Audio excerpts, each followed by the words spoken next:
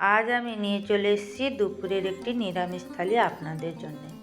প্রথমে দিয়ে দিলাম ধোঁয়া ওঠা গরম ভাত, তার সঙ্গে লেবু লঙ্কা। এটি ছিল করলা মাখা। করলাগুলো ভালো করে ধুয়ে পরিষ্কার করে গরম ভাতের সঙ্গে দিয়ে দিয়েছিলাম।